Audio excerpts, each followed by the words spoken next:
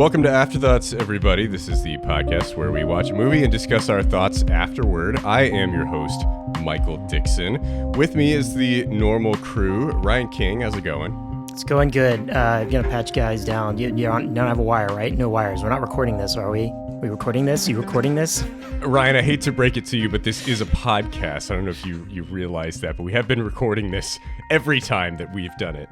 Does this go to outside agencies? Yeah.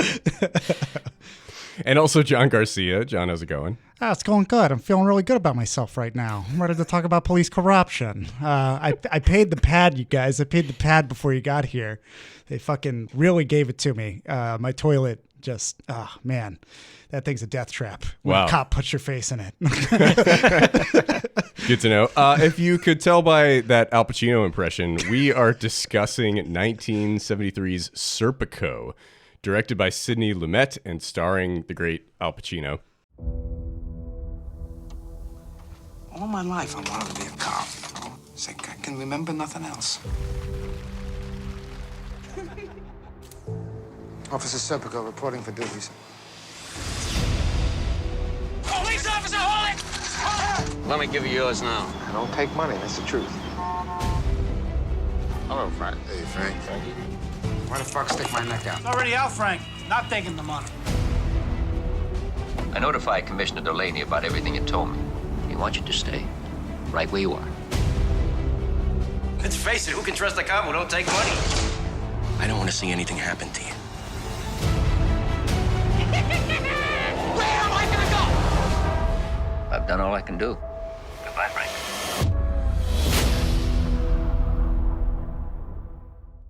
I picked this movie because I hadn't seen it, and I really love Pacino and Sidney Lumet, and I thought it would be an interesting movie to tackle. I feel like Sidney Lumet is really overlooked as like one of the great American directors. Like he's just done so many great films. 12 Angry Men, I've talked about on this podcast before. Dog Day Afternoon, Network. Like he's just done so many just absolutely fantastic films that have just like left an imprint on American society. And I really love Dog Day Afternoon, and that's Lumet and Pacino, and this is the movie before that. So I'd been wanting to catch up with this for a long time. So I'm glad that I finally watched it. Serpico tells the story of Frank Serpico. It's based on a biography about his career in the New York Police Department, kind of in the 60s into the early 70s, where he is essentially he's trying to make his way to detective, and he goes through different departments as he's trying to get there. And one of the requirements to get to detective is to be in the plainclothes department. And he kind of sees corruption in the force as he's moving along, but particularly once he hits the plainclothes department, he starts to see just the blatant corruption that is occurring, that is kind of against everything that he understands the police department to be, where they are essentially a government-funded mafia that is allowing organized crime to exist and just kind of, beating them up and taking a skim off the top and, kind of getting untaxed money on the side to everybody in the police department. And as Serpico sees this, he's like, if these people put half the effort into actual police work, we would fucking clean up the city immediately. And he's so frustrated by it, but he realizes that he doesn't have any avenue to actually voice those concerns. There's no whistleblower hotline, there's nobody that you can really go to that gives any kind of a shit about this. And the tension that he is experiencing as he's going through this and realizing that his life may be in danger because he's not playing along with everybody is fascinating to see. This was Pacino's kind of second big performance after The Godfather Part 1, and I thought he was just absolutely incredible in this role as Frank Serpico, as kind of this unassuming guy who then is kind of just being crushed on both sides as the movie goes along. But really enjoyed it. I think there's a lot of stuff we can dive in and talk about. I thought the beginning was a really gripping scene, and the ending I think is kind of fascinating to talk about as well. But interested to hear what you guys have to say. John, what did you think of Serpico? Yeah, I really enjoyed it as a biopic.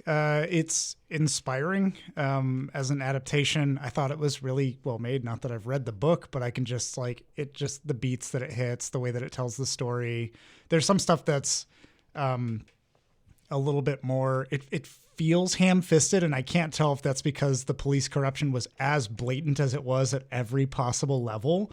But there are definitely moments in the story where I was like, all right, like, yeah, I get this. I get what the scene is doing. It's like even the beginning with the sandwich with like the roast beef. I was like, okay. But I still really enjoyed the journey. And I felt like the beginning was gripping. After that, kind of settling into his initial police work felt a little bit rocky in terms of the writing and the way that the story was being told. But when it like locked in, when he really got into plain clothes, like everything took off, and it was, I was there for the ride, like totally enamored and trying to just figure out how the fuck he was going to get out of this. And it's one of those things where like, I'm also interested to talk about biopics and the way that they're done now, because I feel like anybody who watches this movie now would just fucking look up the Wikipedia in the middle of the movie and like ruin how it's told. But I felt like it still, it can grip you and keep you from doing that. I felt like it was still something that would, you would want to stick with instead of look up exactly what happens and figure out, what the fuck is going on. And Pacino's performance, I've only ever known Pacino like post Heat. I've never seen anything of his prior to. Like I haven't seen Scarface. I haven't seen The Godfather. Like none of these. I haven't seen Dog Day Afternoon is like one of the best performances that I've ever seen. Like maybe the best performance I've ever seen. He's fucking incredible. And that's kind of like where I'm starting to come around to like, okay, yeah, another blind spot that I know I've had. And watching Serpico, I'm kind of at the precipice of just, let's just go Pacino, man. I just got to watch more of it. I also really loved the score for this movie.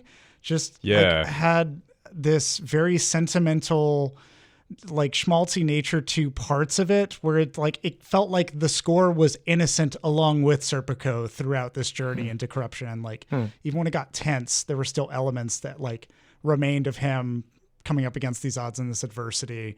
And I can't remember any one particular song, but I just remember really liking it all throughout and enjoying when it came in. The vibe is kind of like eating a slice of pizza at an Italian restaurant in the middle of the day. Kind of, yeah. It's got a little bit of that. I would say like I'm talking more like a local restaurant, not like your Pizza Huts or whatever you consider Italian. The Olive Garden. Little hole in the wall Italian restaurant. Yeah. You're not sure if everything's on the up and up. There's like that whole scene where they don't subtitle speaking back and forth in what I assume is Sicilian. And I was just like, cool, thanks. Like, I don't want you to tell me what's going on. I can feel like the emotion in this scene. It's really cool that this is another, like, this is a biopic that like trusts you to get a lot of it. The police corruption is like probably the most blatant thing. And I, again, can't tell if that's just how fucking confident the cops had been at that point at every level. But yeah, I enjoyed it. I enjoyed all the performances. I'm going to watch it again. I already know. They had a 4K restoration recently that came out. And I watched it in 4K. It looked great. Like it's a 70s movie, so it's like, shot on location. It's kind of grimy, so it's not going to look like a, 1950s Technicolor movie or something. And like it's not going to look that clear, but it's still, they did a great job with it. That's what I want, though. I want that grime. New York was a grimy place in the 70s. Thinking about this and Taxi Driver, I'm just like, oh, man, like, give me more of this New York. Not now. Don't bring it back. But like, I want to see more movies like this. So yeah, Ryan. Yeah, I would say though, as like you can't necessarily ruin it for yourself too much looking it up, because the movie does start off with like Serpico's been shot in the face, and I think it was probably one of these cops. Like that's pretty much the first thing that's said. True. And then you are kind of along the ride of like, well, where's this going? Why? And then once you get into the corruption, you're like, when, how, like, it's kind of on the back of your mind that this eventually he gets shot for some reason. So I had not seen this before. I've seen some older Pacino stuff. But yeah, mostly the like Sin of a Woman, Heat, post Al Pacino as a caricature of Al Pacino. Yeah, Jack and Jill. We know you've watched it. Yeah. The Irishman, baby. What fucking shots to a meeting? Yeah. The like Mad TV has that skit where it's like him and De Niro getting ice cream at Baskin Robbins. and they're like every I haven't seen flavor. that. Yes, it's like De Niro's like, it's got rum raisin in it. Doesn't taste like it's got rum raisin in it. It's got rum in it. He's like, wow, did you taste the strawberry? Like Pacino's like losing it over there. Yeah. No, but this is a good performance where it's interesting because he's hot when he's hot and he's cool when he's right. Like you either get a high or a low, like from Serpico as a character. Watched it with Darla. She appreciated it. Gave me her insights on like, yeah, it's easy for cops to peer pressure each other. And, obviously the corruption isn't what it was then. I think in New York, it's even less specifically because of Serpico. It's pretty interesting that this movie started shooting in 72 and comes out in 73. They shot it in like 5 months. They started shooting in June of 73 and it came out in December of 73. Okay. They got this thing out real fast. Damn. Like Serpico, the news article that gets released to the Times was like 70. And then it was like tail end of 71, beginning of 72, where he sat in on the commission. And I'm like, and then they fucking turned around and made a movie. Yeah. Right. Impressive. And actually really showed it shitty. Like, Yeah. I mean, somewhat like Serpico is a hero, but I don't feel like it came off as like, oh, he's this amazing, unbelievable, whatever. Like it's more of like, he's a guy in a really shitty situation. And it was pretty honest about how shitty and probably corrupt all but like 3 people were. Yeah. Which I feel like is a scary thing to shoot as a movie at that time Yeah. too. So yeah, kind of surprising. I Choice. saw an And interview with Sidney Lumet where he said that they had New York police officers, helping them out with the Right. movie, making sure that they, could like have a clean set and not have interference and stuff. And he said that he was nervous about having them there. And then once they kind of saw that the movie was true to life and the dialogue was realistic and it felt like actual New York cops, they were totally enthusiastic about it. And it's like, hey, like it's not a fake Hollywood production. Like it feels like a real police story. Yeah. Yeah. They weren't like caricatured villains. It was like the real like seedy. And I mean, Serpico's even on record. Like in that movie, there are cops that want to do the right thing. And so I feel like the cops who help them would probably, even if they were corrupt, be like, yeah, we're still the good guys. Like, Yeah. Everybody thinks of themselves as the good guys Exactly. in that scenario, right? Yeah. Yeah, I think it represents it. I saw in the commission, they talked about grass eaters and meat eaters, where they were like, the grass eaters like just perpetuate it by not fighting against it, and they benefit by getting some of the grift. And then the meat eaters are the ones who are actively out there like finding, pushing for more money, right? Like all that kind of stuff. And so making there's constant busts. Yes, yeah. On people. Fake busts. Yeah. right. And so there's a few people that are then perpetuating it by getting a lot of these grass eaters along with them, and then the whole system can't sort of undo itself for everybody potentially getting in trouble, right? Yeah. Which amazing, the movie kind of ends like, and you feel like, okay, things are better, and there's this commission or whatever. But if you do go follow up on the news, it's like it got better, but it took time. But it wasn't like immediately everyone was implicated, and the dudes that stood there while Serpico was fucking dying, or actually honestly walked away while Serpico was fucking dying, nothing happened. Yeah, nothing happened to them. Like most internal investigations, it doesn't go anywhere. Then when they investigate themselves, as Serpico said, he's like, how can they investigate themselves? We don't wash our own laundry. It only gets dirtier. Yeah. So I think it was really good. The only thing that was a little off-putting is the way time kind of passes within the movie from the editing. It's sort of jarring time jumps, and you kind of don't know from one scene to the next whether like now how far forward have we gone, or are we kind of still in the same thing? We're just going to another thing, except by Pacino's hair, and beard length. Like that's the signal for like, okay, we've gone a little bit further forward, or his clothes significantly change. Or his apartment gets more shit in it. He gets another animal. Or he's dressed as a Jewish rabbi. Yeah, he's dressed as a rabbi. Yeah, they Sidney give you Lumet said that was his favorite scene in the movie. He was like, it was just so fucking funny. He was dressed like a Hasidic rabbi. That's funny. Yeah. They give you these little hints in the background of the time passing, but they don't kind of follow a traditional movie There aren't like expectations. newspapers around or like anything to really ground you. And Yeah. Or necessarily like clear cut points for time because everything is so kind of realistic. It's not like he breaks up with his girlfriend and then we jump. I think there's a little bit of that, but normally you would have that like, oh, they break up and now we go to a new time period. Oh, he's moving to another precinct and then we go to that time period. And it does that a little bit, but it also just like fucking now they're at a party and now they're like, what, a year ahead? Like what happened? Like, there's a little bit of that. It's not off-putting per se because it kind of doesn't matter. I do feel like the movie is much more giving you the feel and the vibes of all of it is really what matters up until like there's a few key events at the end of the movie. But it's like what happens, with the rest of it is just a matter of like the types of corruption and how you structure it in the story to get him, Serpico more into it. Yeah.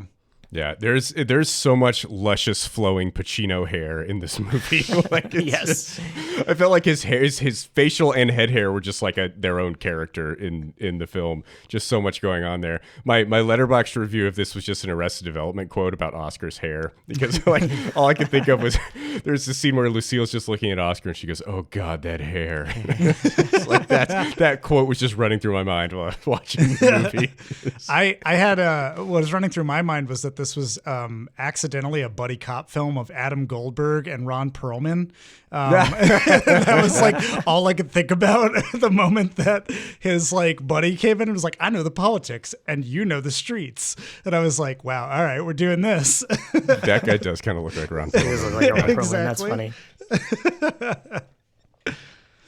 But yeah, that's funny. Yeah, I think like watching Pacino in this movie kind of go through this this cynicism as he, thinks he's getting into an entity that is actually trying to protect and help people, and then starts to realize that it's just rotten to the core and it's just promoting the crime in the city rather than trying to stop it. I think it's just a fascinating journey to see, and like I feel like everybody kind of goes through that at some point in their life, whether it's with the police or the church or capitalism or American military exploits or, whatever, the things that you learn about as a kid that you think of as like, oh, these are wonderful idealistic things. And then you become an adult and you realize, oh my God, everything is a lie. This is all full of shit. It's like, I feel like it was a very relatable story because of that, right? That through line that kind of everybody typically goes through at some point in their lives. And I thought Pacino just did an incredible job of portraying that kind of downward spiral into nihilism and frustration as he's trying to fix the system and realizes that it's completely beyond fixing.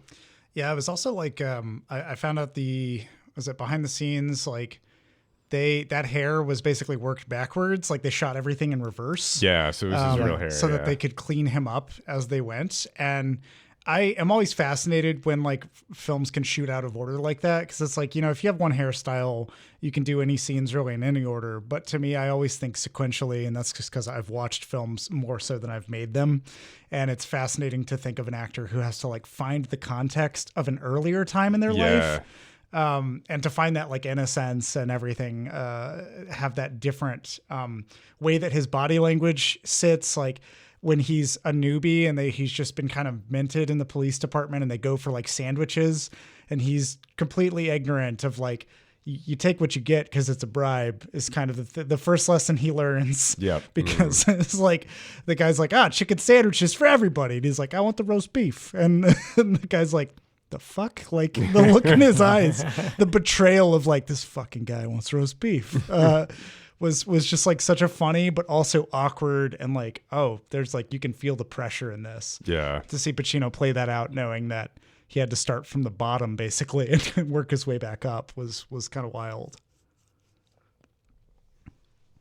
So Ryan, you had mentioned earlier about the opening scene of the film. I'm interested to hear what you guys think about that, because I feel like a lot of times when you start off your screenplay with the climax or the big emotional point of the movie and then you rewind and show people how you got there, that's kind of a crutch. And like maybe the first act of your screenplay isn't good enough if you feel like you have to do that. But I felt like it worked really well in this movie, like just a really gripping, incredibly well done scene where, Pacino's in the back of a cop car getting driven to the hospital as he's been shot and you don't know who did it. And then they kind of start to flashback, but then they keep bringing you back to that scene for a bit. And so you feel kind of uneven and like not really sure where you are. And I think that kind of helps to set the tone for the film and where it's going. But then when they get to the hospital and there's that long single take following the gurney as it's going from outside of the hospital all the way into his hospital room,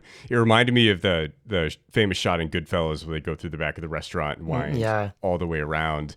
But I thought that scene was just incredibly well done and just really like set the stage for the story very well. And usually when that happens, I'm like very skeptical of the movie and what's to come. And this time I was like, oh yeah, I'm fully on board. I want to see what's happening. I'm only skeptical when they come in with dialogue over it or like a voiceover monologue sort of thing. Like that's me. There I was. Frank Serpico. Yeah. There I was, Frank Serpico, trying to bust police corruption, and I keep getting shot in the face. Like that's like, oh god damn it, don't do this to me. It felt more like the opening for Reservoir Dogs. I could see Tarantino lifting that directly. If anything, because it is a struggle to like stay alive in the backseat of a car, and there's such a gripping tension. The sirens are also way more haunting than I realized. Yeah, that, they like, were weird. Sirens were then. It was just like, the fuck is that? Is a cat dying somewhere? Like, jeez. But it starts off with just that police siren over the credits before you get to anything, kind of like settling. I was thinking about that from like being in a movie theater and just sitting there kind of like uncomfortably, in the dark, and the sirens just coming and going for a while before you actually get to something, is definitely an interesting setup. And you follow him all the way through, and then they like start cutting his clothes and cut his necklace. Like you really are getting a feel for like the emergency situation, and you're getting kind of invested into like, is he okay? What's happening and all that. That then they take you out and start, on okay, here's who Serpico is, and like bring you like through this. They've mentioned his name. They mentioned he was shot. The cops don't like him, kind of all up front in this, the open. I think because a lot of the movie really works well when you feel really uncomfortable for Serpico with the people that are around him. Like when he goes to that new precinct and he's like going through and like everyone's fucking looking at him like all the way, and he sees him, and then that one guy like kind of makes a threat and has the pocket knife or whatever, and fucking Serpico loses it.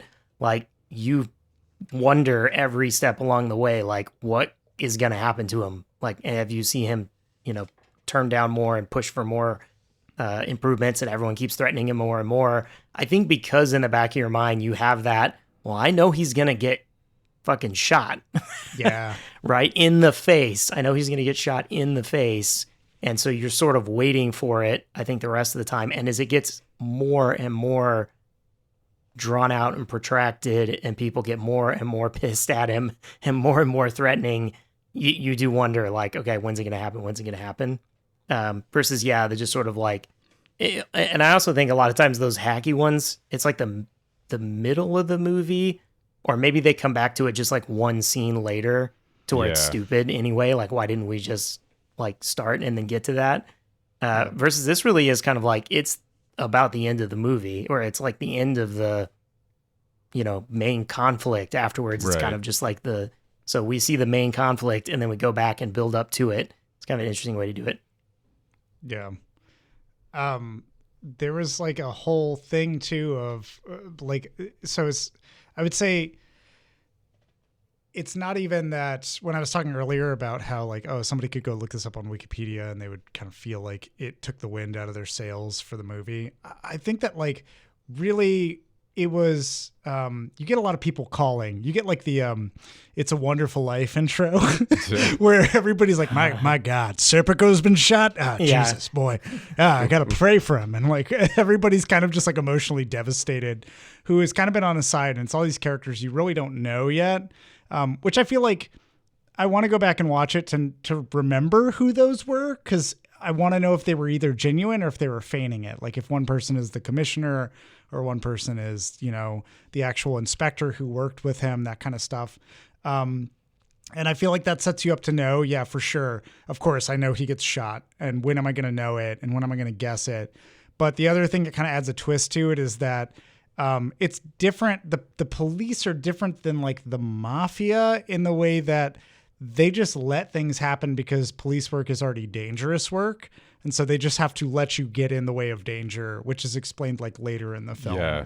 And where it gets like, where for me, I could see sitting with somebody who looks it up and is like, oh, it turns out that just 2 police guys let him, get like shot at like an incident somewhere here, that would absolutely deflate a lot of the tension within the police force of like, well, these fuckers aren't going to do anything. They're just eventually going to let him do it. And I guess like the ticking clock is like, when do they do it?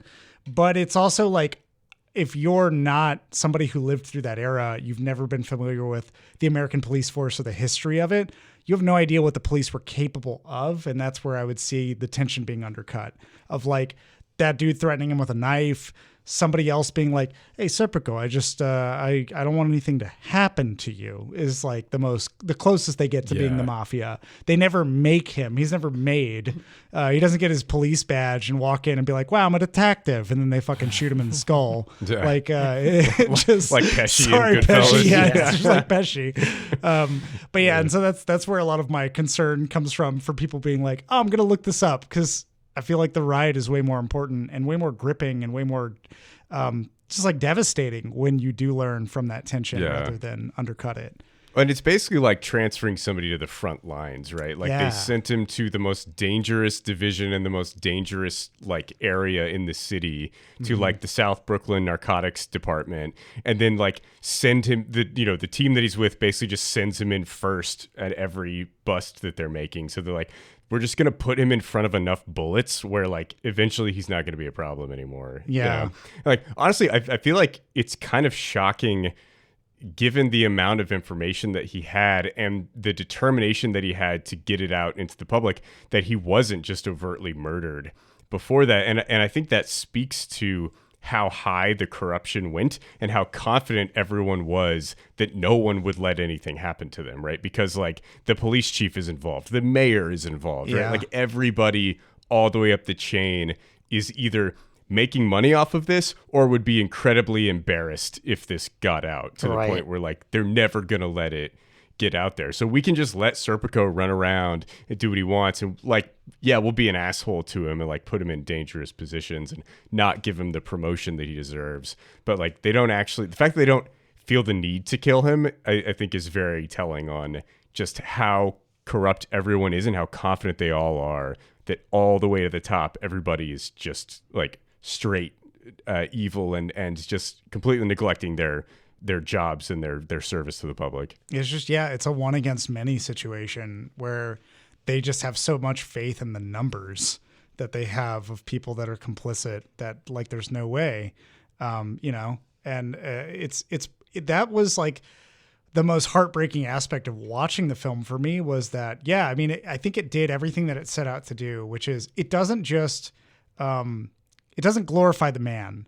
It glorifies the cause, I would say, that he is working for, because we never get any analysis into how Serpico really operates as a cop, what assumption he makes.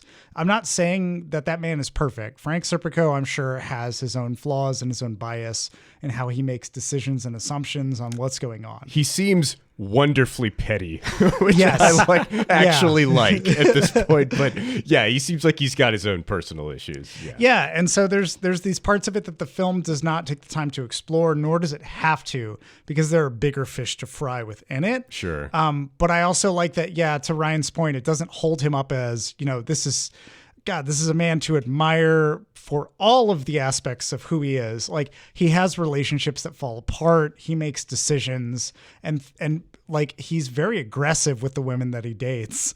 And like there's certain like partnership parts that I enjoyed, like watching him go to the party and be like, hey, why don't you like not tell anybody that I'm a police officer? I like if you tell him a cop. Yeah. Seeing the air just deflate out of every conversation where she's like, yeah, here's my boyfriend Paco. He's a cop. And they're like, oh.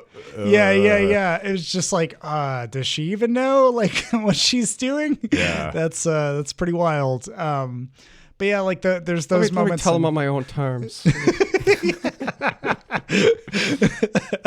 is just going to devolve into doing Paco impressions. It's just too much fun. Mm-hmm. And there are also scenes where it's kind of like, it's almost Taxi Driver equivalent. watching him feed a cockatoo was oddly unsettling. in the middle of the where night, he just yeah. sits there and gave him nuts in the middle of the night. His partner is like, "Come back to bed," and he's like, "I'm feeding him nuts." Like I assume that's the mental monologue. I'm too busy watching him, this innocent creature. It is really sad too to see his stress and anxiety at work like destroy his personal relationships, Yeah. right? Like he has this relationship with his neighbor that seems to be going really well, and like, she wants to get married and have kids, and he like says he wants that but clearly is incapable of doing it, and it's just he's so destroyed by the one thing he's wanted to do in life is become a detective, and he realizes that one, he can't because the system will not let him do that, and two, that the whole system is rotten and is actively perpetuating evil rather than solving it, and he just like can't deal with those things, and it just breaks down his entire life outside of his job. Watching that relationship flourish too, it was such a beautiful start. Yeah. I love when Love a man's garden, you gotta love the man. it's so great, which is like, "I like your garden." He's like, "Hey, how about I love my garden?" It's so good. And I was just like, Frank Serpico, you fucking suave mother-fucker. That's Hey, just who great. wouldn't fall for that mustache? Ah, damn. Yeah, it's The true. thing on your lip, it goes. File a complaint. Yeah. I love that scene too where he's talking to the chief of the plainclothes division, and he's like, "See, I got reasons for keeping my mustache." And he's like, "I'm sure you're gonna tell me, aren't you?" Yeah. Yeah, he does. You see, we don't know what it's like on the streets out there. We're disconnected. The plainclothes cop, he wears black shoes and white socks. Everybody knows who he is. It's true. I see now, It is, like yeah. modern things you see with these recent like protests with campus police, or like just police showing up on campuses, and everybody knows exactly who the undercover cops are because they just wear like a fucking like popped collar and like black shades, and they're just the most conspicuous motherfuckers. And it's wild that like, yeah, Serpico just approaching it from that. And also like he's trying to approach like police work in a different way, where he's like, we need to like meet the streets where they are. We need to understand their problems and like really try to work them that way. He's not so much like, I think that we could get even more dirt on like all of the bad guys. Again, it doesn't explore a lot of Serpico's philosophy and how he applies like enforcing the law, but he in the entire film seems to be somebody who is in tune with his community. Yeah. There is a scene, and I wonder if y'all had the same cynical thoughts that I had in this scene, when he first moves into his apartment next to that neighbor. And he's like, "Hey, can you watch my car for me?" Like to those people who have kids that dogs just that are gave just them a selling. dog? Yeah. Yeah. And I was like, these are like meth heads who are going to steal that fucking car. Yep. Yeah, that's what And Darla those said. dogs are stolen, and there's all this other shit.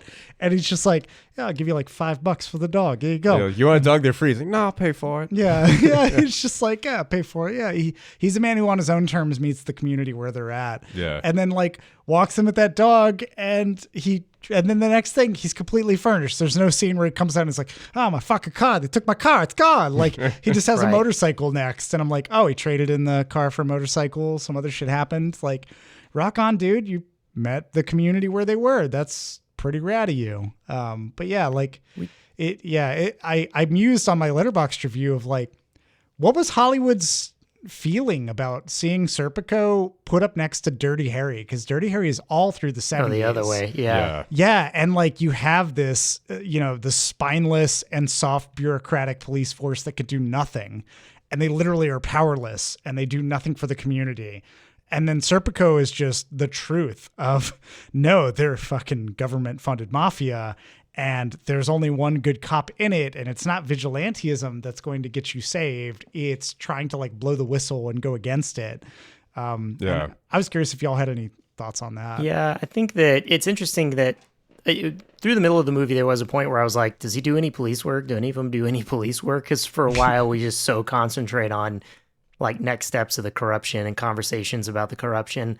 He does but early in the on- film. There's that scene where he like does like a Nicolas Cage from Pig scene with that guy that he arrests. It's like, he's like, "Let me take you over here Yeah, and like take yeah. off your handcuffs and just have a conversation with you. And like, I'm going to be Yeah. a nice guy and see if you'll actually give me some information." And Right. Yeah. His early police work, he's he doesn't want to like rough the guy up. He leaves the room in the first place, right? And then he's like takes him and tries to be the nice cop of like, why do you have to take the rap for everybody?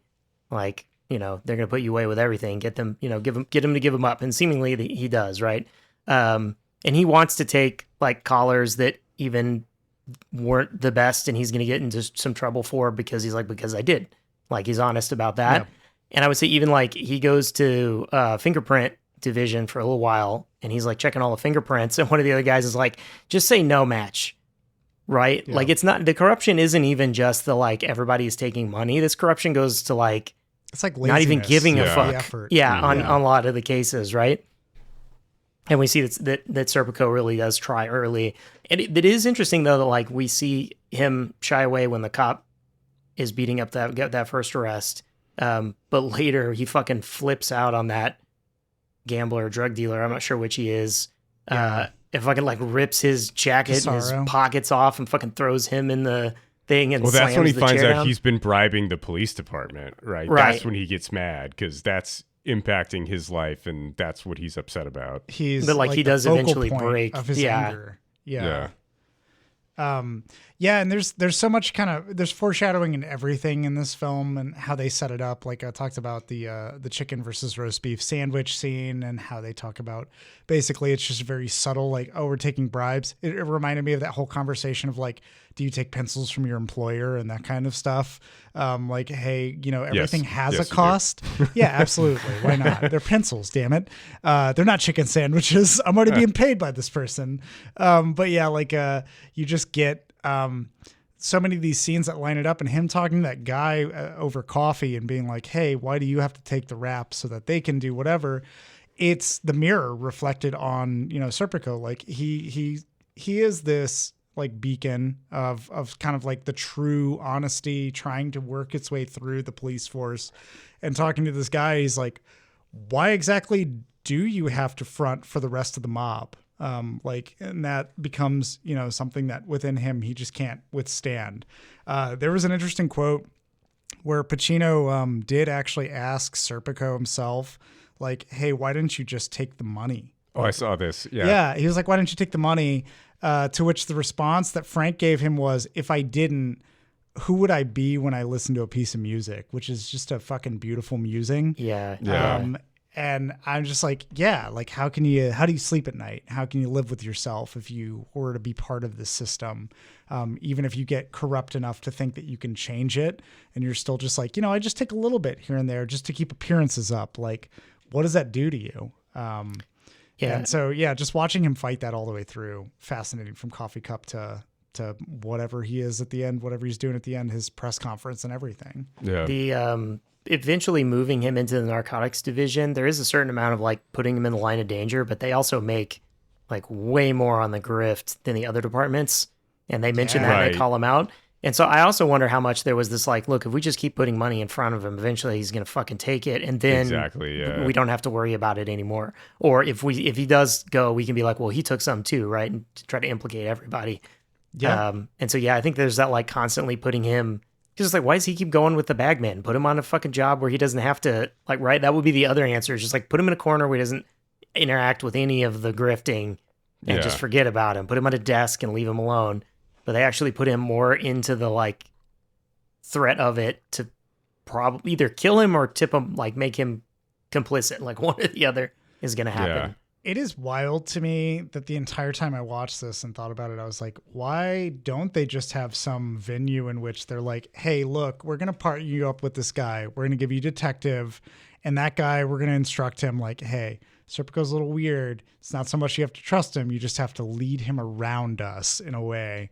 And I feel like that's the way that, like, I mean, not so much that the mob will kill who they need to kill, but to an extent too, there is like a, hey, if you have plausible deniability and you're able to get this cop who says like, I've never known anything about it, then hey, there's that. But of course, Serpico is tenacious, and that I suppose that becomes maybe more of the confrontational part of his life, is that he inserted himself in a lot of those situations. He put himself in front of authority figures. That was the other reason why when he's in that room where he's the guy is beating up on the prisoner, and he's like, hey, you want to get on this, Serpico? And he's like, no, I'm going to go do paperwork. I think that at that point he made a decision. It's like clearly a flip switch decision that he just wants to start observing more within the organization before he does anything. Taking that guy across the street and working him out and being like, hey, give up your buddies. That just reaffirms to him that his method works, that he can use self-preservation over, he can break loyalty. And then beyond that, it becomes this thing where he's just like, now, if I just like keep going this way, I could break the loyalty too within the police force. Like I could figure this out. There's got to be a way. Yeah, I think it's interesting too that like the system seems to be like fighting back against his efforts to just be a good cop too, right? Like him talking to that guy and be like, hey, like, name your friends, like, why should you take the rap? And then he goes and arrests them and then brings them in and they're like, don't worry, Serpico, we'll take the collar for you. He's like, what are you talking about? It's my collar. And like, well, you left your precinct to do this, and so that would look really bad for you, and that would be like a black mark on your record. So, it's not going to look good for you. Just give it to us. Trust us. And then he, like, once he gets to plain clothes and he's like doing really well and integrating himself so much within the society that his fellow cops start shooting at him while he's chasing down a robber and trying to arrest him, and almost gets shot by that whole scene, a uniformed officer. And then he also just shoots some random car in the process and breaks the windshield. And he comes up to Serpico. He's like, oh, sorry, man, I didn't see you there. Like, oh, man, I'm going to be doing so much paperwork for months. And Serpico's like, good. Like, you should be doing paperwork for months. Like, you fucking shot at me and you shot this random car. Like, what are you doing? You didn't even say anything. You just started shooting. Yeah. Right. Yeah. And he's like, well, how am I supposed to recognize you when you're dressed like that? And he's like, I'm fucking doing my job over here. That's why you like you're not supposed to fucking shoot without knowing who the person is. Yeah. Like they weren't even like paying attention when the robbery went down and then Serpico ran after the guy. They just happened to pull into an alleyway and see a black guy sprinting and just assume they should start shooting. Fucking like pull the sirens out. And it reminds me of like, cause I earlier I kind of alluded to like, I really want to know the Dirty Harry comparison. Also just like 60s to 80s cop representation in the media, because another thing that I'm very familiar with, and Ryan is also by proxy, is that we've seen some VHS tapes from like the police training in the late 80s, early 90s. Oh my God. And they're all like safety very training. Fucking aggressive, fear-mongering to the police themselves. So it's like this point where the police might not even be cognizant of how malicious they are, but that there is like an industry that just feeds off of continuing and perpetuating that like unchecked aggression within them. And so like, I just remember there being, I watched a video, like it's from like, I think 93 or maybe like 89. I don't fucking know. Some dude who gets up in front, his name is Sanford Strong. Ryan knows this too. And he gets up in front of a crowd. He's like, I'm glad to be here with you. That's not I'm his gonna real teach name. You. Sanford Strong? No fucking way. That's his wrestling name. Yeah, it's gotta be. Bullshit. But he gets in front of a crowd and he's talking to them about the safest way that they can practice, preserving themselves. Or like, he's like, if your car ever runs out of gas, park on the side of the road and hide in the bushes across the street and like watch until help arrives, because apparently people will just show up and fucking murder you. But another thing that he did, he shows people how to like protect their homes, stand your ground, which is Texans, we all know how to do. And he's showing this woman how to like tell a man to freeze, and he's like holding a gun at like a gun range, and he's just like, and here's what you do: you hold the gun with intent. You have to be intent to kill if you're gonna do this. Jesus. And then you warn the man. You go, freeze, you're a dead man, and he starts like fucking shooting, like unloading the gun. You warn him as you shoot at him. Exactly. Yeah. And I'm just like, this shit is like way back in Serpico, and it's here in the 90s. Yeah. It's terrifying how people are way more reliable. Like they're just like, oh, I'm going to rely on my reflexes alone to just resolve a conflict, and I'll make all the assumptions I need to, shoot first, ask questions later, all that shit. And that scene was terrifying to watch. Yeah. But he's just like, I'm a fucking cop. And he's like kind of trying to hold his badge out where his arm won't get blown off. You're just like, oh, fuck, man. And then that dude immediately being like, fuck, I'm sorry, bro. I didn't know it was you. Like, basically. Yeah. He's like, also, can you give me the collar? Because if I have to turn in all this paperwork and say I shot at you in this car without having anything to show for it, my ass is on the line. So, like, you got to give me the collar. It's like he can't even, whenever he's doing good police work, he's getting undermined by the system around him, right? Where it's like they just want everybody to be the same and to do the things by the book that they're supposed to do, or the unofficial things that you're supposed to do that aren't in the book, like taking bribes, right? You're just supposed to go along with what's around you, do your fucking, 30 years, get a gold watch and retire, and like not actually try to make any impact on your community and actually try to make the world a better place. Yeah, we haven't even talked about the police stipulation that you should be a heterosexual male. Oh yes. Oh my God. Which like Serpico goes to read a book in the bathroom. Well, first of all, he's talking to his coworker about how he likes ballet. Because his girlfriend's into it and he's into it. And the police chief is like, his ears perk up and he's like, what are you talking about? And Pacino's like dancing for his coworker. He's like, yeah, there's 5 positions. You do this. He starts doing some dance moves and then he goes into the bathroom just having a good time. And then he has a coworker in the bathroom, has the lights off and binoculars and is looking at some naked woman across the street. Yeah. He's just like perving on her and he's like, turn the light off, Serpico. And he's Go over here. Yeah. And he fucking, Serpico obliges and he's like, now I got to read my book in the dark. Like, what am I fucking going to do? I just want to take a shit in peace and read about ballet. The funniest part is that he goes over and he looks and he doesn't look at the woman at all. He clearly just like looks somewhere else and doesn't give a shit. He's like, I don't see anything. The guy's like, let me see that. He's like, it went away. Like she fucking closes the blinds. But the moment that he like tries to leave the bathroom, that chief comes in and he's like, what were you doing in here? You were sucking his cock, weren't you? And it's just like, Jesus, like, oh my God. Are you seriously accusing me of this? Was that guy the principal from Back to the Future? I think it was the same actor. I definitely recognized him. Yeah, I think so. I'm not sure what from. I'll have to go look. There are very few recognizable actors in this movie, and they did that on purpose to try to make it feel more realistic. They didn't know about Ron Perlman yet, so they didn't know what they were doing. Wait, that wasn't actually Ron Perlman. No, it was not. It just looked a lot like Ron Perlman. Yeah, the more you say it, I'm like, holy shit, he didn't really look like Ron Perlman. It was Tony Roberts, that's the actor's name, so yeah. But like Pacino, had done one big movie before with Godfather, but he was still kind of like, becoming a star at the time. And then everybody else was like, just actors they found locally in New York that were working in theater or whatever that didn't really have much of a movie history. There's that old guy from Ocean's 11 that I always forget his name. Yeah. Who is the guy who gives him his badge when he's in the hospital. But for the most part, there's not a lot of recognizable actors in the film. Now, really, this is right after Godfather. So Pacino it has very little to his name either. Yeah, and it was just so that comes back to bite him later because it even factors into the commissioner weighing in on his like detective status. Where is it his lawyer? The lawyer that's like representing him in the council as he's trying to do like the grand jury stuff. Who's just like the prosecutor? That's right, at the grand jury is like the DA. Yeah, the DA. That's right, the DA who is just like just give Serpico this thing, and the commissioner's like, I heard he was gay. He doesn't say it that way. He says it in a more 70s way. Mm-hmm. Yeah, they're like reports. And the guy's like, that's not, that can't be true. Like none of that can be. And he's like, and it just becomes this thing of like, you see all these different moments where Serpico can be set up in different ways, and it's wild to watch the web be woven around him as he's going. Mm-hmm. Like when he's talking to that cop who's like, give me the collar, man. Like I just really need it.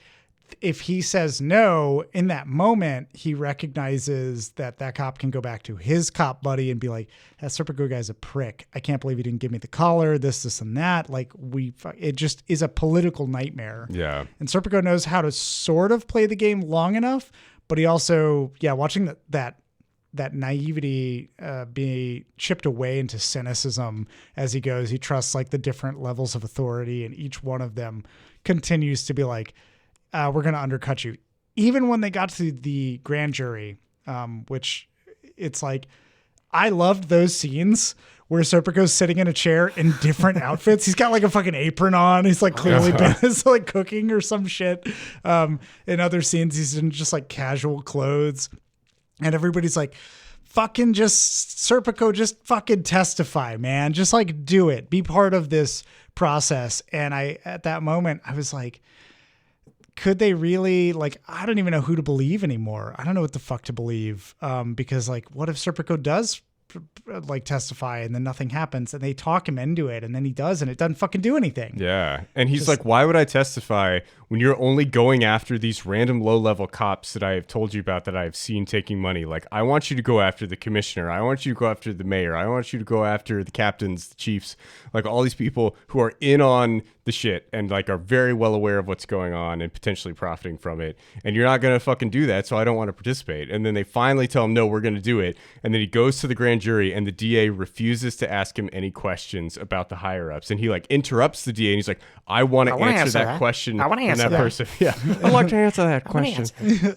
But the DA like cuts him off and he won't let him do it, you know, and he immediately realizes that he's been used and the DA is just, you know, trying to make a name for himself and move up the ladder. And, you know, he didn't give a shit about Frank like nobody else in the film does. Yeah, it's heartbreaking at every measure, watching him and even people that he finds that he trusts and believes in, even people who have good intentions, like Ron Perlman, who like is literally just over here like, hey man, like I've got a buddy, and it's one of those situations where he's got a buddy everywhere and he knows the politics, but all of his buddies are completely fucking useless no matter what he believes. And he's never willing that to. That nerd from Yale who remembers like the right hand of the mayor. Fucking Clark Kent.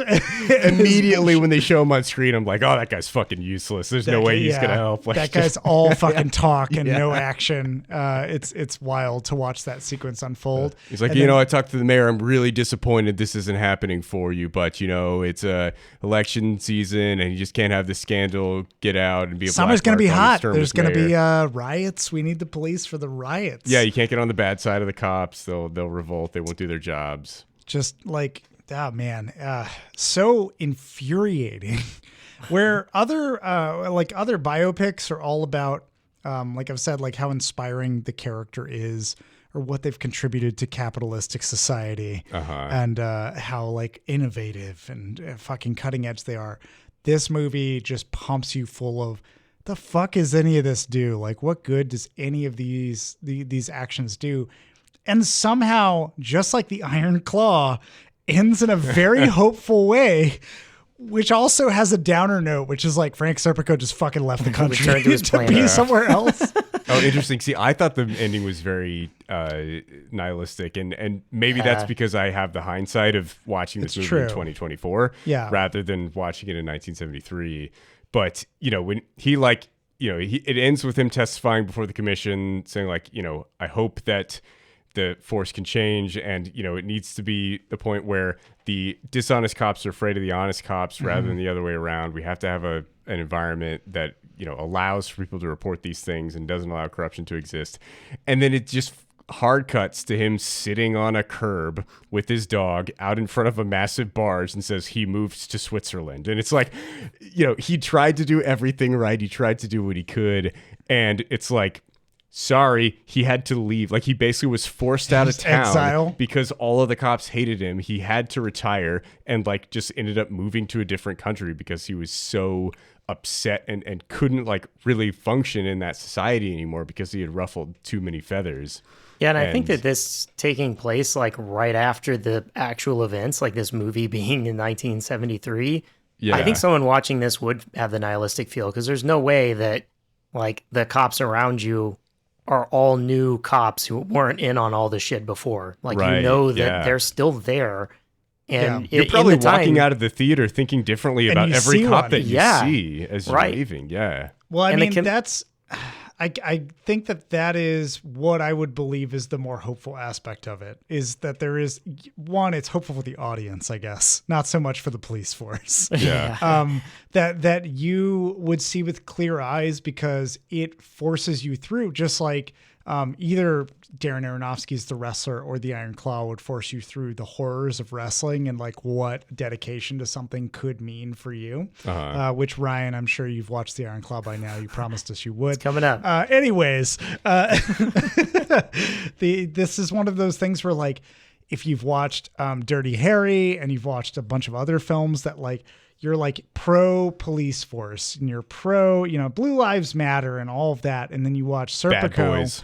Yeah, Bad Boys, which there's another one coming up soon. Bad Boys Forever or whatever it is. Yeah, fuck it is. It just looks awful. And like there's just that kind of moment at the end of the film where it lets you, I didn't feel, I guess when I said that it felt hopeful, I meant it more in the sense that it felt motivating and it felt like I could potentially make some kind of difference in a realistic way.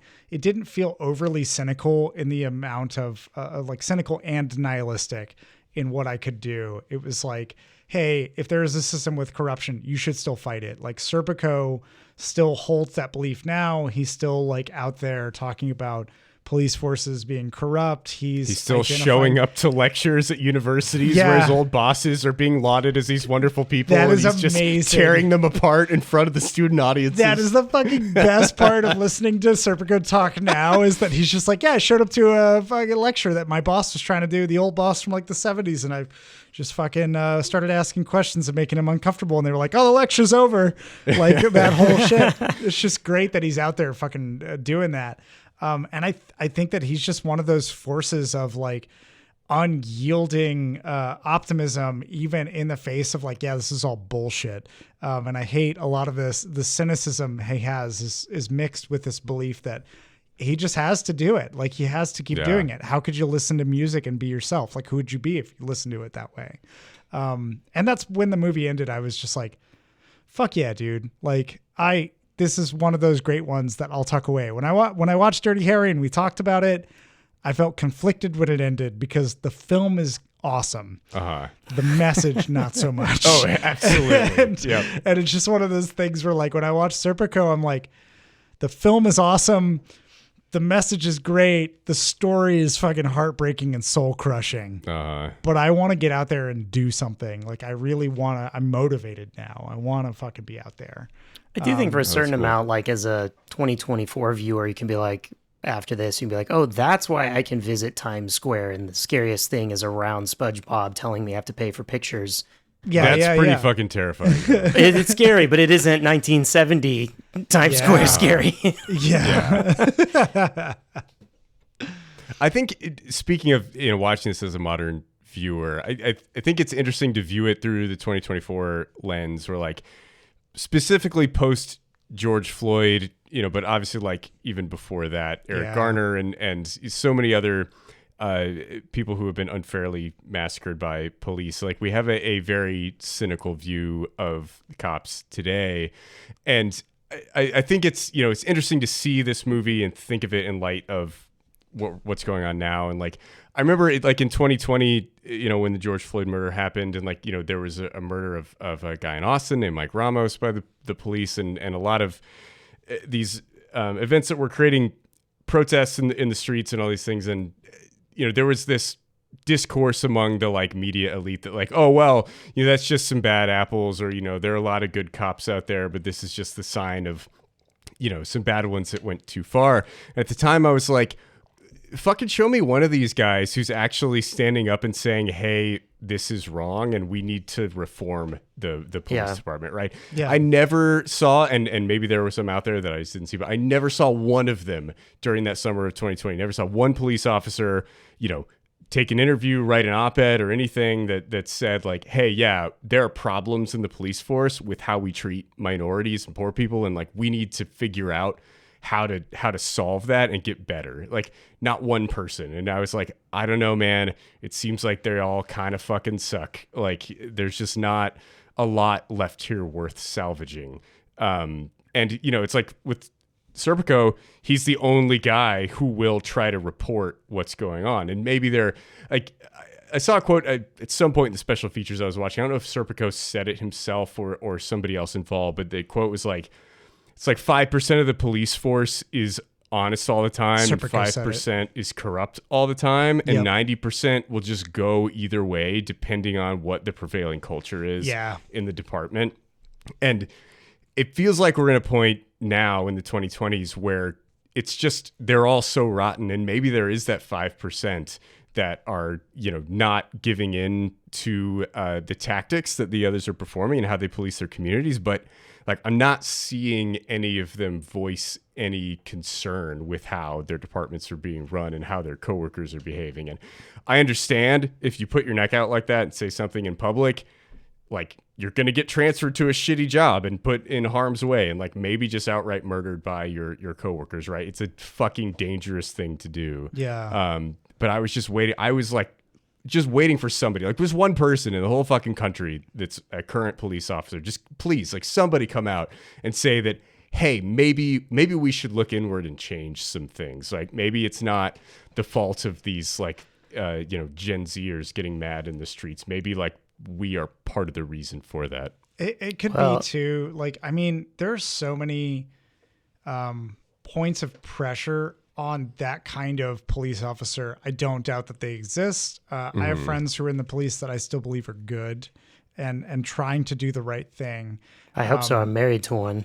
Yeah, exactly. And so there's just like that. And I don't personally know any cops, so I don't have that perspective. Yeah, and except we did do a podcast with Darla. Did do a podcast. She was delightful. We did. She was delightful. Darla was delightful. Like we know the good cops, the 5%, but like it is one of those things where like when you look at the other pressure points around doing that, like okay, one.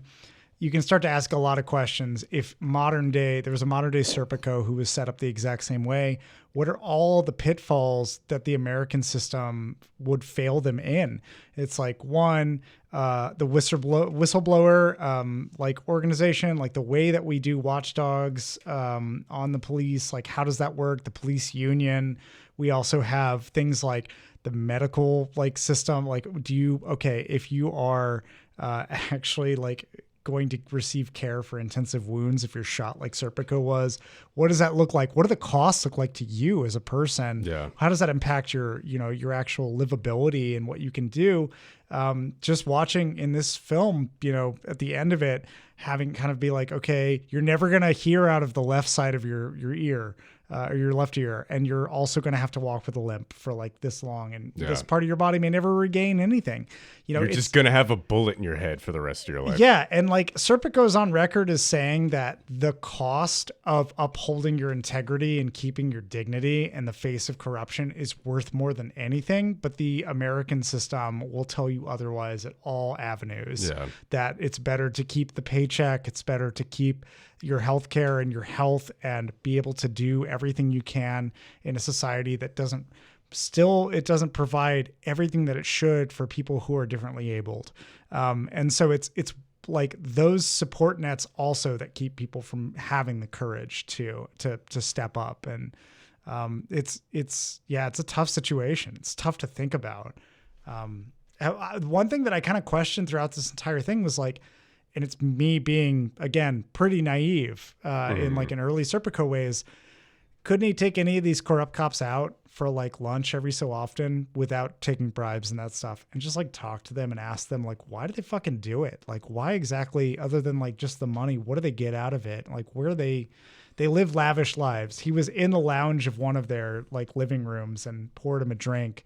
Like, what does that conversation look like? And how malicious is that cop actually?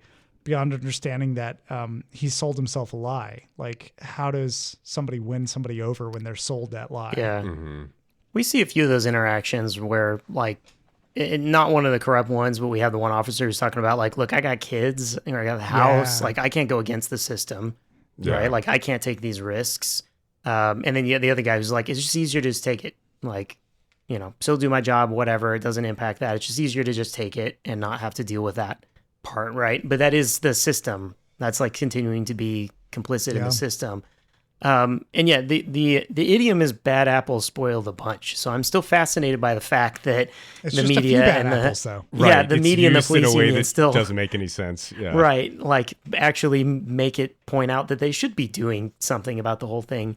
And 100% I think that what would make a lot of people feel better is if these institutions, because we're really talking about a lot of different systems, and in some cases systems working together, would come out and say, yeah, like it could be better, and present like a here's how we could do it, or something we could do. And I'll even say, I know that the Austin Police Department has tried to do some of that stuff and then gotten immediately knocked down by the governor and parts of the department taken away from them or funding removed. Right. Yeah, fuck so it's Greg like, Abbott. even if they do step forward, even the department, like to the top is like, hey, we should fix this. There's someone higher that doesn't want to, right? Yeah. You can just keep going higher and higher. It really, it's like the system is built in one direction. And this is right where the late stage capitalism is about making money. And like anything that goes against making money is going to be hard to overturn. The DA job is to convict somebody. The police's job is to catch somebody, right? Like it says protect, but we don't really incentivize or have them spend much time protecting. We have them spending most of the time trying to catch people or convict people. And so, the people that are looking at the evidence see things that they maybe wouldn't have seen if they weren't already biased. And the DA wants to close out, and there's an election coming up, and the judge wants to look good. And right, like everything kind of perpetuates this, like, I need somebody to take a hit. Even somewhere in along in Serpico, this. the goal is to get collars, right? Not to get the crime correct, not to figure out what's actually going on. Yeah. It's to arrest people.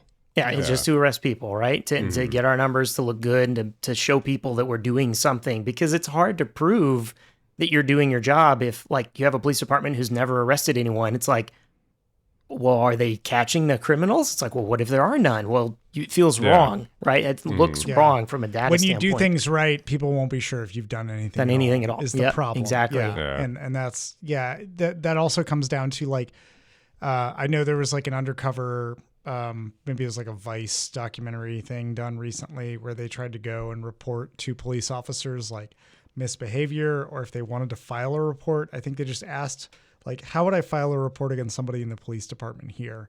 And almost any time the police officer who was handling that was like, well, who do you want to file against? And started asking like so many questions that pointed to a pressure of just being like, okay, well, we don't really hand you a form. They're like, what if I can just take something home and like file it and submit it later? And like, well, no, just tell me who, and I'll figure it out for you. And like those points of pressure, and that like it's the blue wall of silence, like that, like, hey, we have to stick together and protect each other against it. And I think we talked about this recently on like our recent Recommend or Refute, or like just kind of like the way that like Hollywood works, and that they're like, I remember talking about Family Guy and how they were like, we're going to pull punches here and there for like celebrities. Maybe we won't, maybe we will, that kind of thing. And it's just like the fact that like that kind of politics perpetuates everything over actually giving like an honest view, because you can make more money off of like drama. You can make more money. You can spin things that come out that are true in a certain way. And people are like, I just don't want the optics at all. I just don't want any of it. I don't want even a single filing against a police officer to surface, because that could imply to people that we're rotten. And so instead they just let this other shit come out, and they still are able to handle it. They're still able to spin it really well. Yeah. It's just wild to me that I was in the car the other day talking to somebody, and I was just like, what's the big deal with like third party investigations? Like, why is that such a big deal if you let somebody who's an impartial party look into what you're doing? And they kind of like laughed, and it was like an awkward laugh. And I feel like it was one of those things where they thought that I was saying like, you shouldn't be afraid if you have nothing to hide. But that's like, you apply that, if you apply that to an individual, that's fucked up. But if you apply that to an organization, that's a different context. Yeah, or an entire system. Yeah, an entire system where it's like, that makes more sense. As opposed to like, why the fuck should I give up my liberties? I'm not employed to be in my house to do what I'm doing individually, and like giving up that privacy is different than I'm paid to be a public servant. When I'm a public servant, I don't have privacy in the span of what I do and how I execute my job and my duties. Exactly. And like when your point on, if they find something bad, or if we discipline somebody, that will, be a black mark to the public or whatever. I don't like if I see that the police or any organization is actually trying to clean its own laundry and take care of stuff inside and make things better. That gives me more confidence that it's doing a good job, not less, right? Yeah. If the police are actually disciplining officers and firing them who are like actually harming civilians and doing things outside of the line they're supposed to, breaking the law, then that makes me more confident that the whole enterprise is functioning in a healthy manner, right? Like you shouldn't like every organization has to like work through its issues and clean itself and make sure that it's getting rid of people who are not on board with the mission. That's something you have to do as a company. That's something you have to do as any sort of organization. And if the entity is not doing that, then that means it's just like initially slowly getting worse and pretty soon quickly getting worse as things start to snowball and get out of control. Yeah.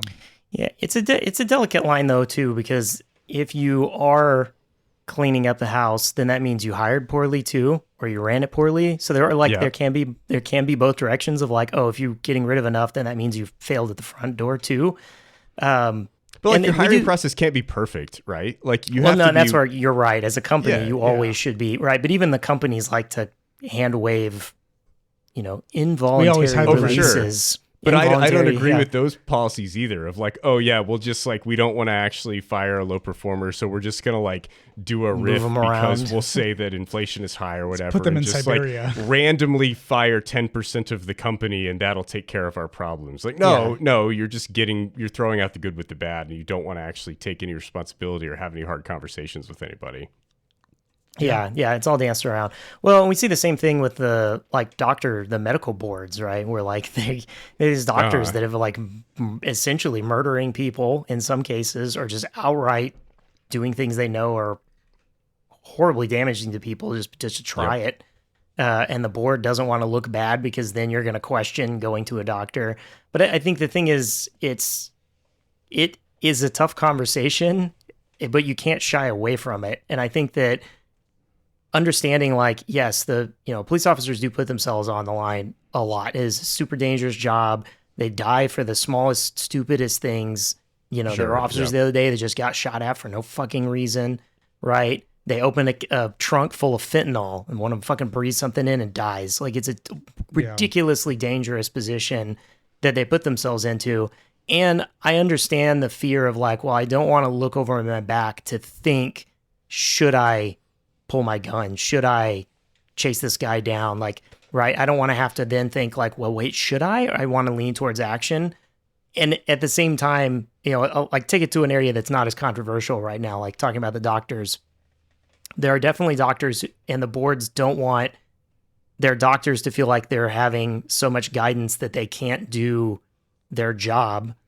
Right. So it's like, well, if we get checked on this, then then we're not going to be able to do our job because I have to stop and think, like, is it really necessary? And we're seeing this now really come to light for doctors who are like, well, I don't want to treat a pregnant lady because I don't want to get in trouble somehow that something I did was construed as an abortion or damaging to the fetus or whatever. I might fucking drop an embryo and go to jail now, right? And so they're now shying away from that medical care. And on the flip side, there are doctors who fucking need to be removed because they're killing people. And it's like, you need some oversight somewhere. And like, we have to be honest about that needing to be there and be more open and honest that it's going to be a tough conversation, but they're not like, it's not going to make every good cop unable to do their job. Then we've gone too far, right? It's too much oversight and handholding, but it can't be that like none. We're nowhere close to sniffing that, though. Right. We're so far in the other direction. There's got to be someone who could have done their job better, right? Yeah. And I think that not giving an answer back, like that's the disingenuous piece in the political conversation is, one of us saying, hey, there should be something in this system, like somebody should be held accountable for this. And the answer of like, well, no, then they can't do their jobs. Right, because then they'll constantly be looking over his shoulder. It's like, okay, so then what, though? Right? Yeah. And there's no response to have one side who's like, I'd like to see something change, and the other side be like, well, if shit changes, and then won't even have a conversation the slippery about slope it. argument, basically. Yeah. Just, Yeah, there was a special feature on the Blu-ray. John, I'm curious if you watched this, where there's this cop who was talking about Serpico, and for some reason it was in this special feature about Al Pacino, and I don't know why, but this cop was talking about Serpico. It appeared to be some random patrolman they found on the side of the street. The interview's outside. I was like, what's even going on here? And he was like, Serpico, he was like a visionary. He saw the department for how it must be, not how it was. He was like Jesus Christ or Gandhi. It's like, that's what amazing. the fuck? And he's like, and it's a big part of why now New York has the best police department in the world, or we have the biggest police department in the world. It's like immediately just realized that he had equated best with biggest. And then he was like, he just went on about it. He's like, it used to be, like the dishonest cops, were running the show and the honest cops were scared. But now it's the other way around because we got so many honest cops, they won't stand for that shit anymore. And I was like, this special feature was filmed in 2010 at the height of like the Giuliani stop and frisk era. I was like, fuck you, dude. I don't care who you are. That's like, you're full of shit, man. That's ridiculous. that's the problem with, like, I remember when you were telling me about Serpico and it being about like, like corrupt cops and whatever. I was just like, oh, is this going to be like, is this a dorm room poster movie? Nope, is this gonna definitely be that kind of not. thing? No. It's not at all. But for some reason, for that Unless cop, you're just it really into that hair. was. You just want to put that up on your wall. For that cop, I guess it was. Like, it just was like, yeah, fucking whatever. Like, I believe in truth. I feel like that's what the party line is, though. It's like when you have somebody who upsets the system, they're never popular in their time and people hate them. And then now you have like the FBI talking about how great Martin Luther King is. And it's like, motherfuckers, you tried to kill him and you tried to get him to commit suicide. But once enough time passes, people are all like, oh yeah, that guy was great. He did a bunch of wonderful things. And I feel like it's just a symptom of time passing that you have cops saying good things about Frank Serpico and probably no other reason. Yeah. I do think like if it's like the kids in Jarhead are watching Apocalypse Now and then you cut to like the police academy and they're watching Serpico, like that'd be cool. I'd be into that. I'm sure they're watching Dirty Harry, but it would be cool if like, the police academy was actually watching Serpico, getting all excited about him taking down the system. Ryan, I'm curious to hear, you said you watched it with Darla, like given her experience actually working as a police officer, what were her thoughts on her own experience, if you had those conversations with her? Yeah, I mean, she said it was a good movie. She said it was a little too long. She was like, you probably could have cut some stuff down. And I think some of it, like, yeah, you could have cut some of his personal life stuff out to bring the runtime down, but then it really is just going to focus solely on, like... Yeah, I think that stuff was helpful, these events. His character. Yeah, yeah, and it needed to add some realism. It is hard to say what you could trim from this movie. It is a decent running time for what it is. Mm-hmm. And apparently the original script was like 240 pages, and they cut it in half in order to make this movie. Like, it would have been a 4-hour film as it was originally written. Yeah. I mean, she was definitely into it, and there were a few like like at certain times. We didn't talk in depth about it, but we have talked before about when she worked and just all the different things. She worked for a crime lab that was a private crime lab. She worked within and as an actual police officer, so she's kind of seen like a little bit of both sides of that. And yeah, she left because she got tired of it. Yeah. Honestly, like, right, like it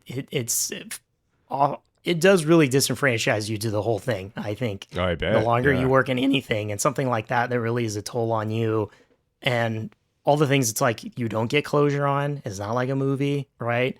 That you don't get closure on those things, and that weighs just up. like this movie. Like this movie. The ones got away because of the way the system works. The ones got a bad shake because the system works. Like the people who she saw get like promoted because of the questionable things they did. People who stole shit. Even and there were like ones where they got caught, but still, like just knowing that you're working alongside those people that are supposed to have your back and questioning that, like it all adds up. And that's now, like she wasn't working in she wasn't alive when this movie came out. Like this is much more recent stuff. And so, yeah, I know that there are parts of this that click. I don't think she wasn't certainly in any situation where it was like as widespread as this is. It is really amazing what this is. And I do think that it's when people say it's there's a few bad apples. it's the same sort of conversation we're having right now, about race, about, education, politics, all that. There really are a few really bad actors, that 5%, the meat eaters, like whatever, that are bad actors that are trying to push the crazy shit. And the system kind of reinforces those little people can hold a lot of weight in the way the system is right now. That's hard for all the other people in it to overcome it. And they don't feel like they themselves are bad. Yeah. And so that's where you like have to get around the like, well, if you say the system is bad, then I'm bad because I'm there. If that company's bad and I work for that company, then I'm bad. And to get to like, well, no, like you can be part of the good part of like what it could become, right? You could see it as this more thing.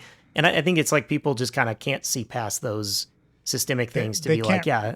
Yeah, they reduce it. They have to reduce it. There's an implication there. And I remember one of my friends who's a cop I don't even remember what I posted a while back, but it was like right around George Floyd. And he definitely was like, hey, he like messaged me on the side and was like, hey, like that reflects on me and it feels bad because we're like friends and I really don't know what to do about it. And it was just like a really complicated way to parse that. And I was just like, I don't mean you, but it's hard to send out a message without being absolutist in a way or trying to present an ideal of what the police department should be as opposed to like what the majority of it can be.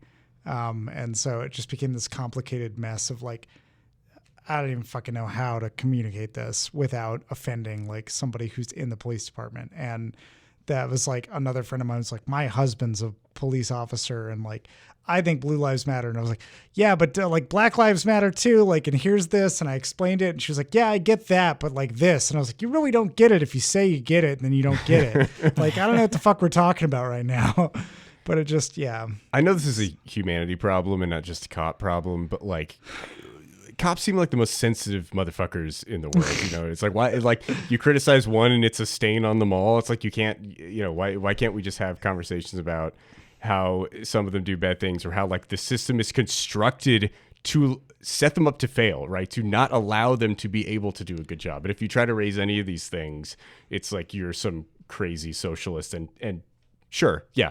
I'll take that. But yeah, that's like I mean, like, there's just those moments where like, I think that it all comes down to, it's a problem of visibility. And in my opinion of like how visible you are with trying to do something where like, okay, if you're concerned with somebody accusing you of being corrupt or being part of a corrupt bunch of bad apples, then to a degree, as you're a public servant, like what are you doing to counteract that image? What are you doing to set the example of what you think things should be? And like I remember, I don't know how much of a fake gesture this was, but I remember at a point in which the Black Lives Matter movement was at peak around George Floyd, there was like a particular police department somewhere in Texas where like the officers, instead of barricading and trying to fight against the protesters, they went out and they kneeled with them and they like actually embraced them and were just, with them on that front. And we're like, yeah, we agree. I think that like a few weeks later, it came out that one of them definitely wasn't or some shit. I don't fucking know how that like goes, but it's one of those things where it's like, yeah, I mean, fucking like the action is more important than the words in this instance. And like, when are you going to fucking show action versus just share words? And what are you going to do? Because right now it's very important that you set the example for anybody in your organization. It doesn't have to be just police departments, like anywhere that you are, when you're going to put up or shut up kind of thing. That's like how I feel a lot of the problem could be dealt with. But again, we talked about the systemic pressures around that and what keeps you from being able to do that. And I feel like it starts at like municipal level, smaller towns, smaller politics, easier to know the people you're working with, easier to get more leniency within like the city that you work within, and then work up from there until Greg Abbott comes down and fucking slams you. Whatever. Sends the state police out to beat up on some exactly. college students. But like at that point, you've made the demonstration and the point, you've stood with them, and like maybe you get purged and you have to go find another line of work. But Jesus, to a certain point, Frank Serpico is right. Like the cost of it is worth it. Just standing up, it sucks. It's not really a good way around it. I do see this certain amount of the institutions, the like law enforcement and the judicial system. If they seem weak, if they start to seem weak, you know, you kind of have to take a step back and be like, the government, you know, quote this thing, you know, that we say government or whatever, or society or the country is like a loose agreement. Yep. Like we're all just agreeing as a group of humans to like, hey, this is the way we're going to do it. And everybody's in like a loose agreement. And there are people who just are fucking not going to follow the rules, and we need to take care of that. Like, so we all know that in the contract. And so we have some people to take care of that because we know that's going to happen. But if we lose faith in that part, all of it starts to come down, right? And I think that there is that fear of like, well, if we start poking holes in that system, the contract falls apart, the country falls apart. Well, you start to get into this, like, you know, you go too far, and like anybody being afraid of change generally. Right. It's just anybody who's afraid of change is afraid that everything will crumble the moment that one thing changes. Like we're not standing in a house of cards here. Well, we are now, but we are now. But like science has had so many revelations that have changed how we have to adjust our scientific and our understanding of the world. Like at one point, you know, we thought we were the fucking center of the universe, and we're not. And we learned that, and we fucking moved on. Like there are other obstacles and milestones and things that like, yeah, it's going to be a big ripple, but fuck it. We can do it. We're as a society, we can pull together and we can push past it and we can be better. We've done it for several things. I'm not saying we're post-racial, but we've gotten a lot of progress just with civil rights, with like a lot of the history is, you know, it's a game of inches where we've just kind of made our way toward progress slowly and surely. And like the slippery slope is kind of a lie at this point. Like we can change it at any point. We just won't. Yeah, it's always a bad faith argument, the slippery slope part of it. Yeah. And I think that like to assume that, well, if we start to change it, you know, maybe things get worse, whatever. But leaving it the same actually gets worse. It doesn't stay the same. Right. Perpetuates. Like it reinforces itself even more as time goes on. So if you don't keep it in check, it will become an unbounded problem. So not admitting that. And then there are just aspects of like, it just could be better. Like, right, I don't even need someone to come out and be like, no, you know, going all out like it's like Serpico fucking yelling it in the streets and people losing their mind. But just to admit, like, yeah, we could have done that better. We could have done something better. Because there's stuff that are like, if you really think about it, the like seizure, the police seizure, I think everyone could like look at that and be like, yeah, probably could do that differently. And it doesn't really hurt the system. It doesn't make police look over their shoulders. It doesn't, right? What it doesn't do is get them margarita machines whenever they want. And it allows people to get back their shit when they haven't committed a crime. And it requires a little bit of paperwork, because it always requires paperwork. But like, why not? Like, why does that have to be the way it is? Like, that is one thing you could be like, that could be better, right? And that isn't me saying everyone is horrible and the system is broken. That's me saying like, yeah, that should change. We should fix that. Yeah, definitely.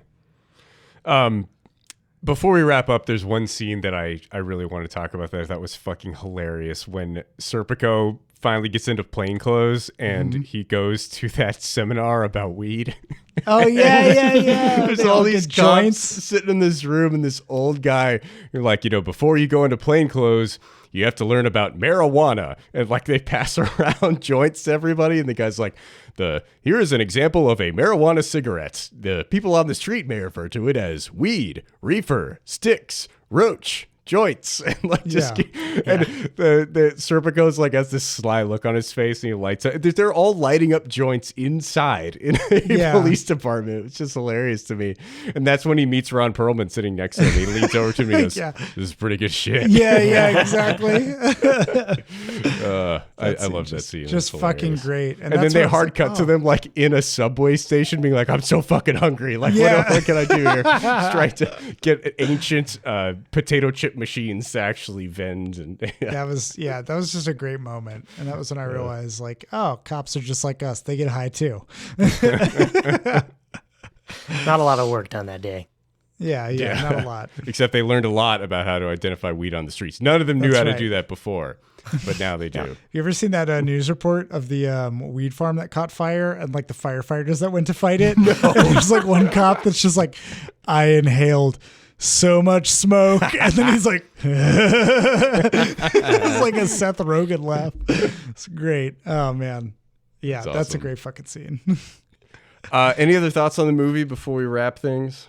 Oh, man, I feel like it led to a really solid 30-minute discussion about police corruption and just society's problems, which is rad. Like, Serpico's fucking great.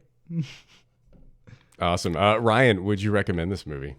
Yeah, I mean, there are so many scenes. Like, almost every individual scene has something like going for it. There's like a humor in a dark way. There's some outright, funny things. There's definitely like make you think about everything moments all through it. Al Pacino's performance is great.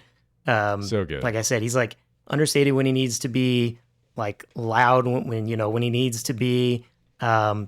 Just a great example of somebody who can act like in the moment, like just be able to be what he needs to be.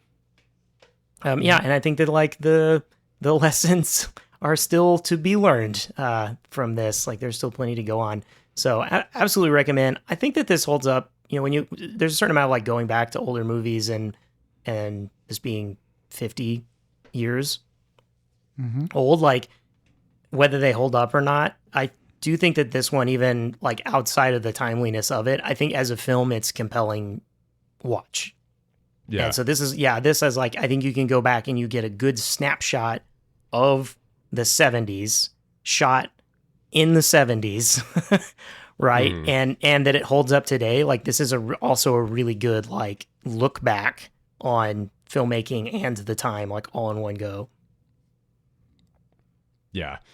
John, I assume you would recommend this movie. Oh, yeah, I'd recommend this. I know at one point in time in a previous Recommend or Refute, I also talked about Sacco and Vanzetti, and this kind of like sits in the same kind of biopic, historical sort of telling of like, hey, the justice system doesn't always necessarily get it right, and it has a lot of problems with it, and it's just a good call to action kind of film.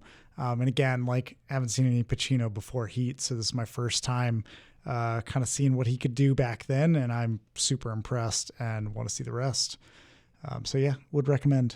Nice. And I would definitely recommend this movie. I have been just doing Pacino impressions for the last few days since I saw this. Of course you have.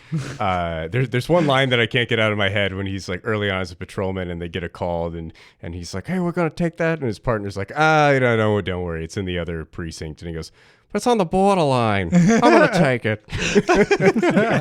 And I just now, anytime something is on the border, I'm just going to think it's on the borderline. Just the way that he sounds like a pubescent teenager in some of those scenes is hilarious to me.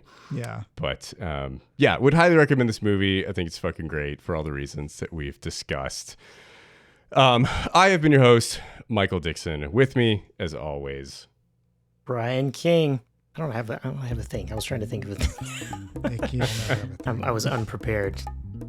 You'll come back and I'll reclip it. Sure right. you will. Let me think for a minute. Sure you will. And John Garcia, don't put up with the police's bullshit. nice. Oh, I got like what is it? What does he says about sheepdog? He's like, I got a sheepdog. My family got sheepdogs going back 16 generations. And that would eat like a family crest is a sheepdog.